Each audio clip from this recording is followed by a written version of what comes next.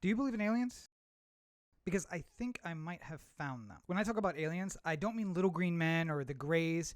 I just mean intelligent life on other planets. Whether or not they have visited us, that's not the question. Fun fact, we have spent the better part of 20 years discovering exoplanets that are very Earth-like in other places. Earth-like meaning rocky, about the same size, and in the Goldilocks zone of their star. In fact, just this year, the James Webb Telescope was put into orbit, and its sole job is looking for exoplanets. And estimates are there are between 300 million and a billion Earth-like planets orbiting other stars everywhere else. First, let's make a couple assumptions. Number one, every bit of life that we have found on our planet or on other planets, because yes, we already have found life on other planets, specifically Mars. All of that life has DNA at its base. So DNA is the coding in which life itself is made. We're also making a couple of really big jumps. Carbon-based life is the way that life forms only. And that is a prerequisite for carbon-based life. We have to have liquid water. And that's why we talk about the Goldilocks zone. That is the place in which, around a star,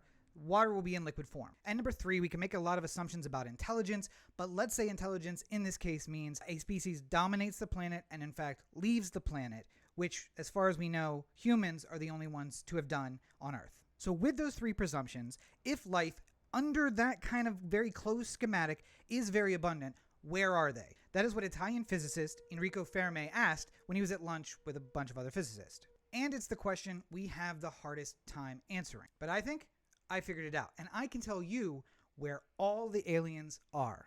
So it's 1950, and you are sitting at lunch with a bunch of guys who, a few years earlier, developed an atomic bomb.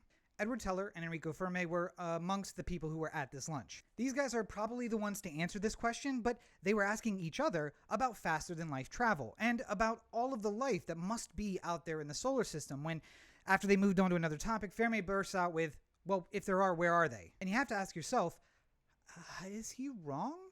Because here are the facts. Earth is about 5 billion years old, our solar system, about 5 billion years old. The universe itself is about 13 billion years old. And that means that even if every star was an M-class star like ours is, like Sol, our sun, and if those stars had a lifetime of about 10 billion years, some of them have already burned out already. That means that around other stars that are very similar, life had the opportunity to sprout and grow and spread. And as we see ourselves advancing technologically, we have to assume that other civilizations would have done the same. Now, there is one caveat, of course, and that is our technology is dependent on a bunch of heavy elements. I mean, specifically, we need iron, you need gold, titanium, uranium. You need these things for interstellar travel. And all of those elements are actually formed in the heart of a dying star. So that's to say that the very first star would not have been able to have life like ours, especially life that left the planet, unless they found another way to do it. But even so, there are billions of stars in the Milky Way galaxy alone, and those stars have a high probability of having planets, and those stars have a decent probability of having rocky planets that could support life. So where is everyone? And even if it wasn't on a much older star, look how far we've come between 1900 and 2022. In 1900, cars were a brand new thing. Up until that point, people traveled by train, and in 100 years, we've gone from cars to private citizens sending other citizens into space. So even if another civilization only had, a few thousand years advance on us, why aren't they traveling around? So it would seem like life is less than rare. It should be everywhere, right? But that brings us to the Fermi paradox. That paradox says, of course, if life is so abundant, if it's so likely to be everywhere, where are they? Well, there are a couple of answers to that. Number one is that maybe intelligent life is extremely rare.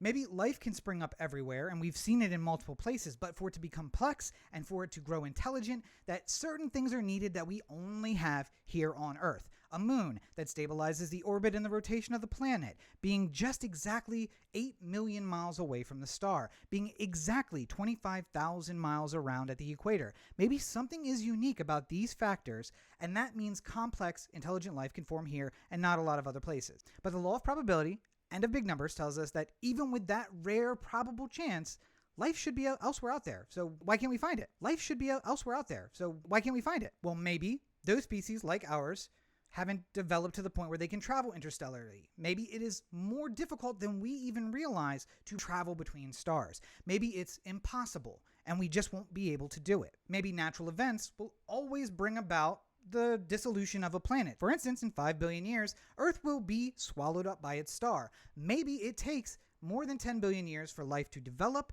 to become intelligent, and then to get off their own planet. And maybe more simply, they only have broadcastable signals for a certain amount of time.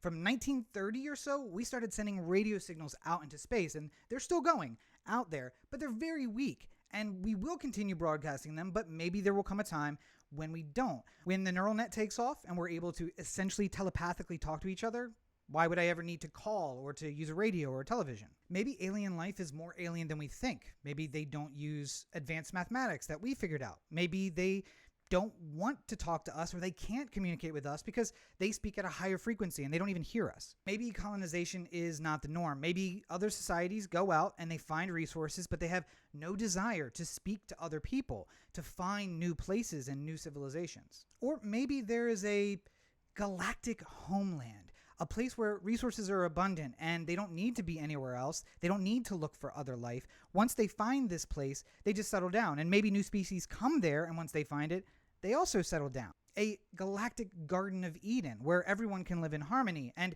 maybe we're very far away from that. And so once they reach it, they stop looking. Or maybe Robin Hanson gave us the right answer, that there's a great filter that stops it. But to get to the great filter, we have to talk about the Kardashev scale. Kardashev scale was created by a Soviet scientist who basically classified civilizations into one of three prongs. Number one, a civilization that has access to and can store for consumption all of the energy of its planet. Number two, a civilization that can do the same, but all the energy of its star. And number three, a planet that can do all of those things, but for the entire galaxy. And where is Earth? Where are our people on that scale? We're at 0. Because we don't harvest and store for consumption even the energy of our entire planet, let alone the star. So how does that play into the Great Filter? Well, there is this theory that has been put out that there is a filter that stops civilizations from moving into a type 1, type 2 civilization that could explore the galaxy. There is a filter. Something happens and it changes or stops a civilization from growing. And that, I think, is the problem. You see, the argument could be made that the Great Filter is anywhere. Is it microbial life becoming more complex life? If so, we've passed it. Good to go. Is it getting off your planet? Well, we've also done that. Good to go. Or is it the next phase? Is it going to neighboring planets? Is it going to asteroids nearby, harvesting those minerals? Well, we haven't done that yet, but we do have plans to do it, and we know how we can do it. So maybe we're almost past it? Or is it something else? Societies need the resources of a planet, complex resources, in order to explore the galaxy. At least life as far as we know it, and exploration as far as we know it. And that means harvesting those resources from their planet. Now, we have been exceptionally good at this over the last 150 to 200 years. But the problem is that we didn't think about the future when we were harvesting the resources to grow towards the future. And so here we stand on the precipice. We are just about to break out of our planet. Are we going to colonize our moon? Are we going to colonize Mars, another planet in our solar system? Are we going to be able to get the resources of asteroids that could be limitless? And yes, we do have plans to do that.